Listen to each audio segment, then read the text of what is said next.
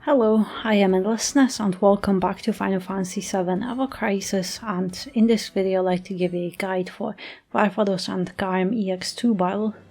Varvados and Garm have no elemental weaknesses nor resistances, so if you want to you could use elemental builds, and they both have Barret and Naki moveset, so every weapon ability Naki and Barret have in the game, those bosses can use that too. Same with their limit breaks. And while Barret will attack you mostly with physical attacks, Naki will often use magic on their normal attacks. So having some magic defense and MDef buffs won't hurt you, but you definitely want to boost your physical defense as well as debuff their attacks. Oh, and bring poison Esuna just in case, because they can use bio to poison your characters. And both bosses aren't immune to poison either, so definitely recommend equipping at least one bio to try to keep both bosses poisoned. And Barret also uses provoke, and only after you stun him provoke disappears and you can then target Naki.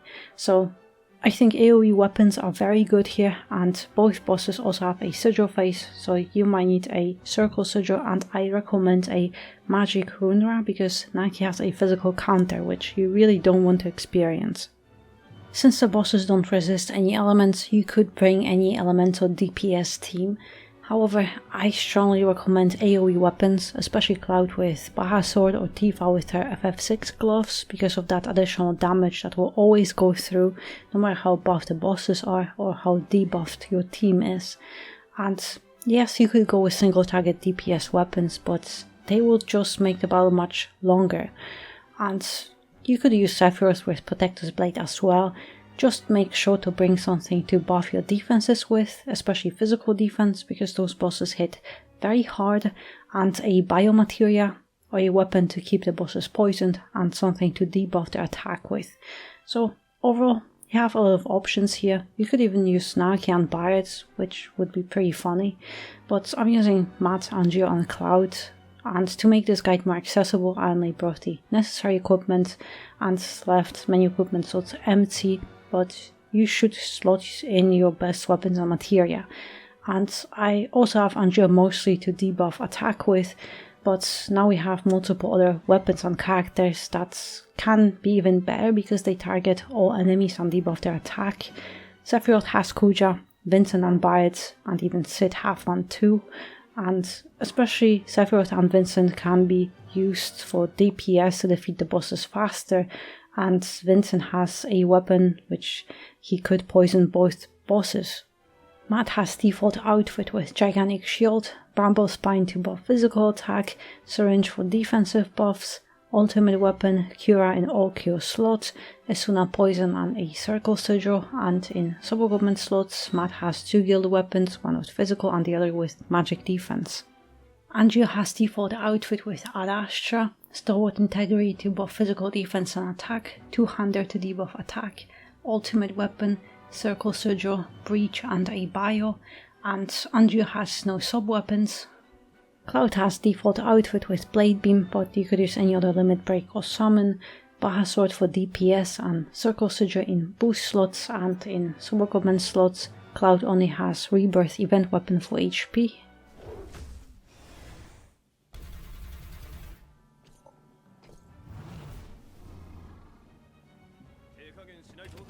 As soon as you get the ADB, try to poison Barret or Varvados, and then start applying your buffs and debuffs.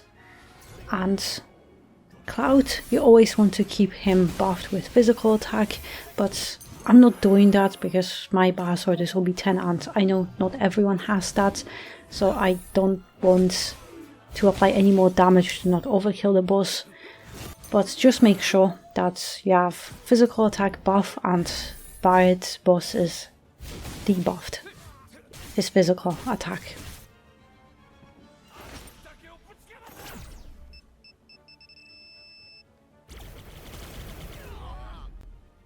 And honestly, Starlight Beam, it hurts quite a lot. But here, the same thing, you just want to deplete that gauge as fast as you can.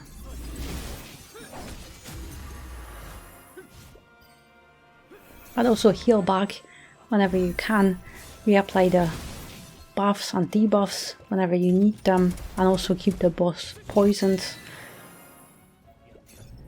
Alright, shields are up. Right, perfect.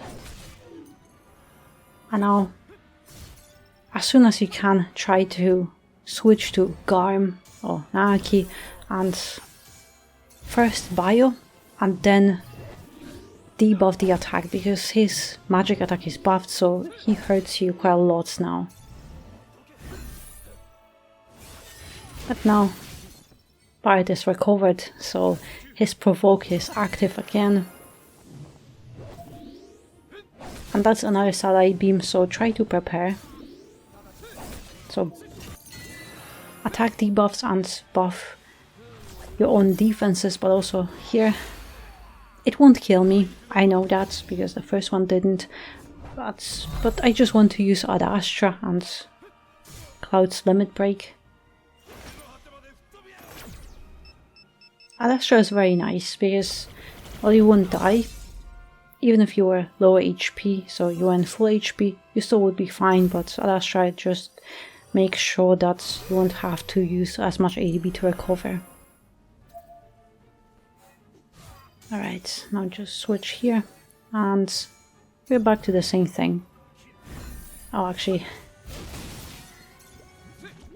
well, Naki has a sigil face. It always comes, well, at least for me, because when I tested it, it always comes when Naki is below 50% HP, and don't use any AoE abilities here if they are physical. So no Bahasword, nothing, because if you use it twice, he will counter you, and his counter hurts a lot. But don't worry, this Vengeance mode P, it doesn't do anything. Nothing. As you can see, no attack, no charge attack is coming, nothing, so don't worry about it. But here, Sledfang, this one will hurt you. So make sure... Okay, well, now... Perfect, okay. Make sure that Naki, his physical attack is debuffed, and that you also have physical defense buff on your character. And also, you want to keep that character to as close to full HP as you can, because this will hurt. In my case it's Cloud. I know he will survive, but it's close.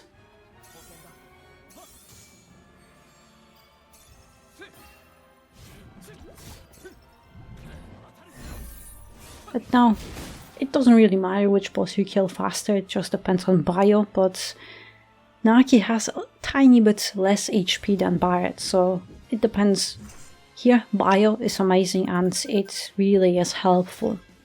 And mostly you just target Barret, so if you use bio he should die faster, if not, Naki will die faster. But yeah, thank you very much for watching, and I hope to see you next one.